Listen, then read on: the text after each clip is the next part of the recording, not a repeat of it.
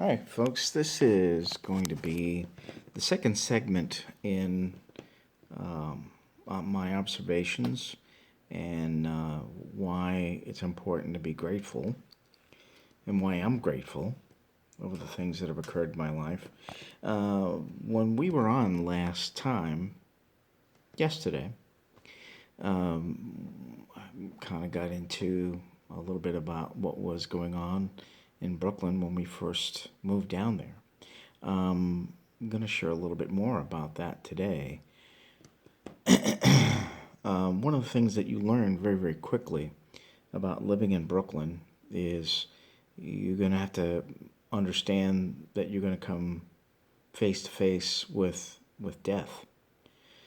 And so when I was in the first grade, I had a friend. His name was Dominic.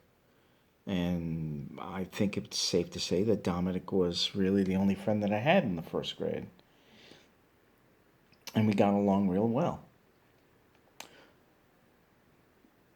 Summertime comes up, everyone's on vacation, we come back from school, and I'm expecting to see Dominic, and he's not there. So I don't know what's going on. I find out later on from his brother that the reason why Dominic wasn't back in school was because he had died of leukemia. So, that's kind of a hard thing for a second grader or third grader to kind of try and understand how you can have a friend one school year and then the next school year he's gone. The next time I heard about someone dying was someone that I knew from the third grade. And I told you last time that we lived right across the street from Sunset Park. Well, Sunset Park, there's a pool there. There's a 3-foot pool, and then there's a 15-foot pool. And they close the pool during the wintertime, but that doesn't mean that there isn't water in the pool. And with rain and snow and sleet, well, water accumulates, and it got up pretty deep. So this one friend of mine decided to climb over the fence, went into the pool, decided it'd be a good idea to go skating or something on the deep pool, and he crashed through the ice, and there was water underneath, and the people that were with him at the time abandoned him. They just split. They left him there to die. The next time was a fifth grade friend of mine who had been sniffing glue. And while he had been sniffing glue, he thought he could jump across an alley from one rooftop to the other, and he didn't make it. And so he went down, and he fell into an alley, and that was the end of him. Had a guy who lived across the hallway from me. His name was Bobby, and Bobby and his friends decided that they were going to knock on somebody's door and then run away. They'd go up to the rooftop, and just like they had done in the past, they were going to run away from this guy after they beat on his door, and then they were going to jump down onto a ledge that was just on the other side of the roof, at the edge of the roof. They had done that before. It was, for them it was no big deal. The problem was that ledge had been removed, and they didn't know it. So when they jumped off the building, thinking that there was a ledge going to be underneath them, there was no ledge, and they fell 3 floors down. Bobby hit every clothesline on the way down. His 2 friends did not.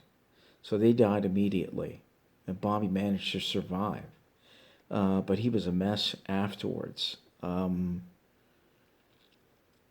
The next one that I can remember was a friend of mine named Bryant. And Bryant and I and 2 other guys, we used to go on the street corner and sing doo-wop songs because we could do it. And actually, we sounded pretty good. So Bryant decided to go swimming somewhere out in Long Island. I was in basic training at the time, and so I didn't know what was going on. So Brian went swimming, and he had been doing some pills, and he didn't know which end was up. So he drowned in 3 feet of water. Imagine getting that news when you're in basic training. I think the one that probably took me the hardest, though, was my father's death. He died of lung cancer. He was in my mom and his hospital. And again, I was no longer in basic training. I was in my tech school, or the Army equivalent to AIT, when I got a phone call from my cousin letting me know that my father had passed away. He had had problems with lung cancer and heart disease, and he was only 42 years old. The problem was, I was told that he was going to be able to go home soon, and that he was basically fine. Well, he didn't. He didn't make it.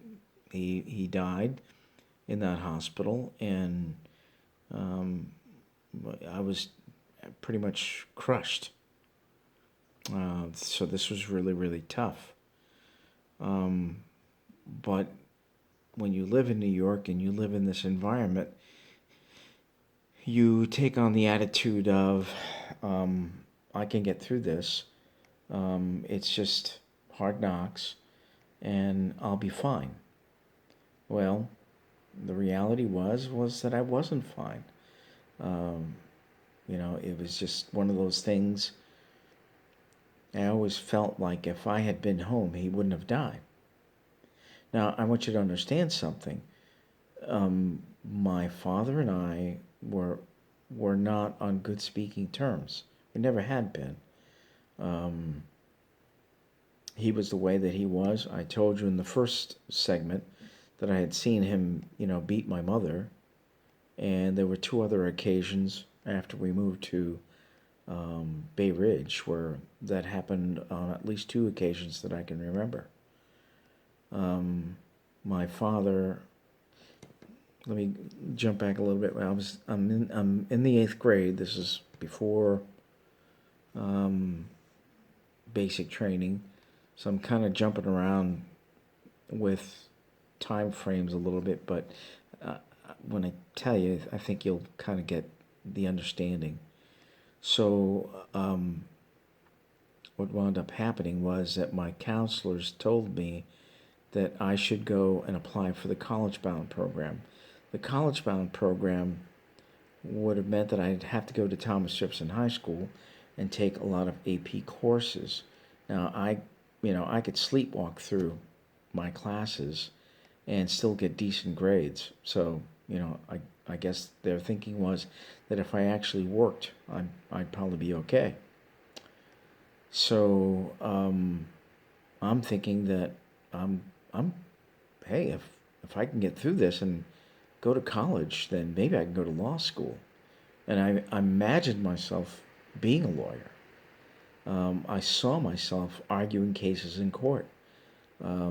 People will tell me that I have this ability to argue things using, logic. I'm just an argumentative kind of person.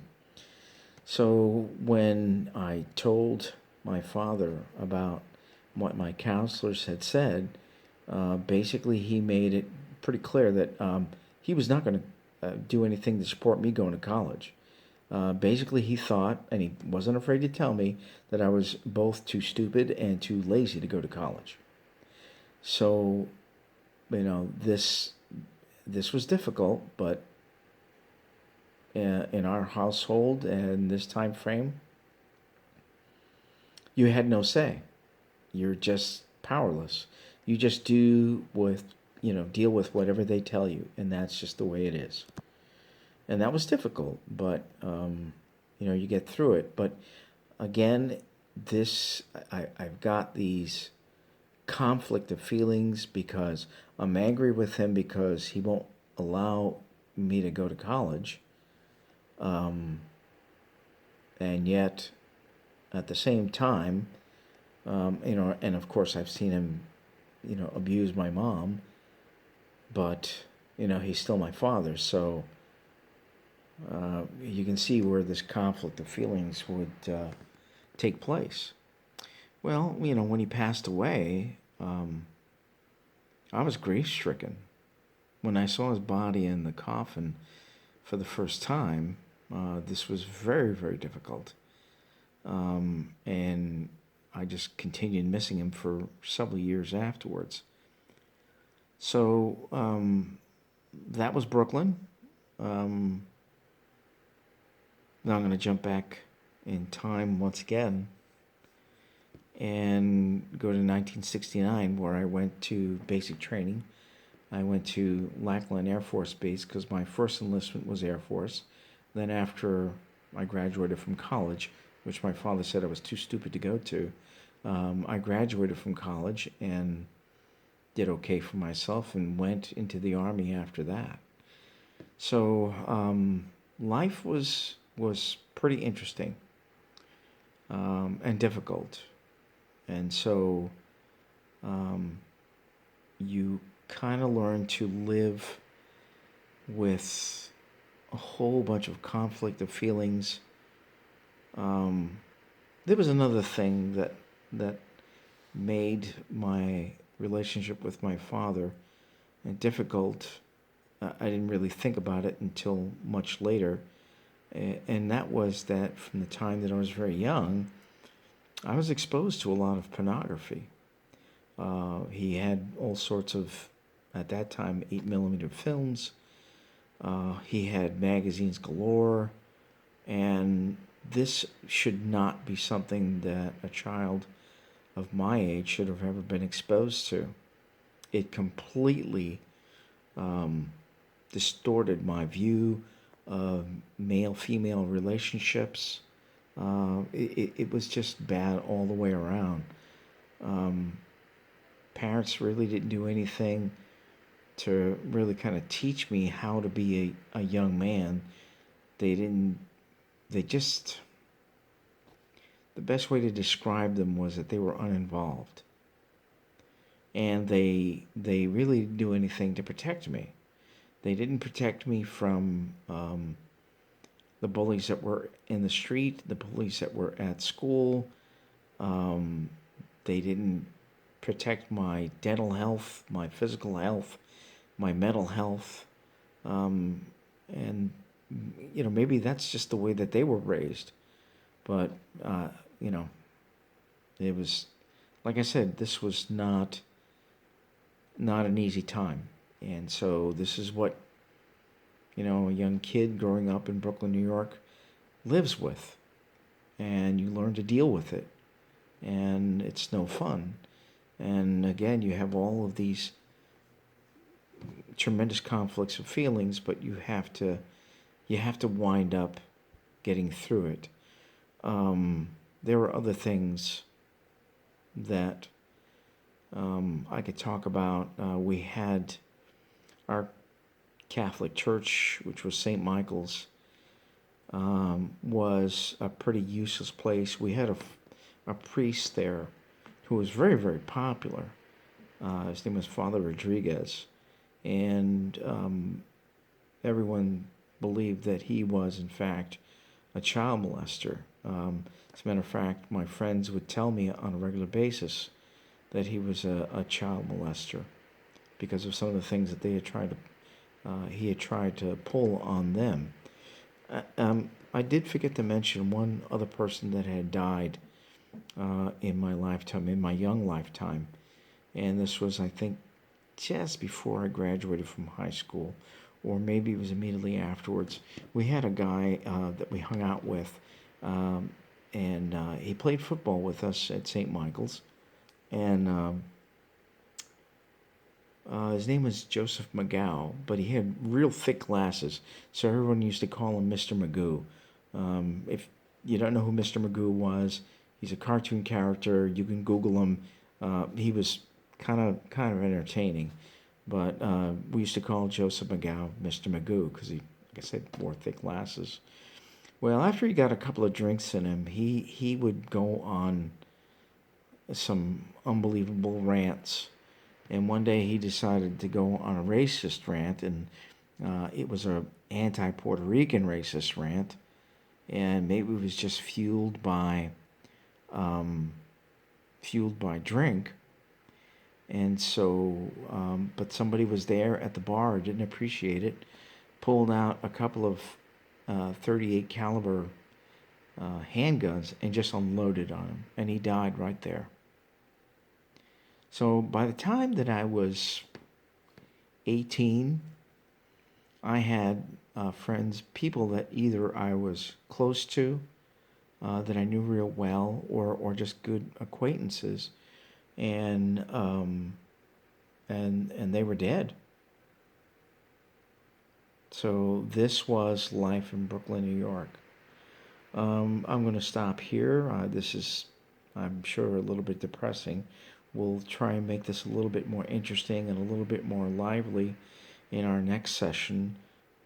But I have to set the backdrop for why I have this sense of gratitude. Because when you understand where I came from and what I was exposed to, you'll understand why every day is like, it's just a great day. It's a great day to be alive. Because so many of my friends, well, they're not. So let's stop here. This is part 2, like I said. And we'll go to part 3 and hopefully make this a little less depressing next time. I'll talk to you later. Bye.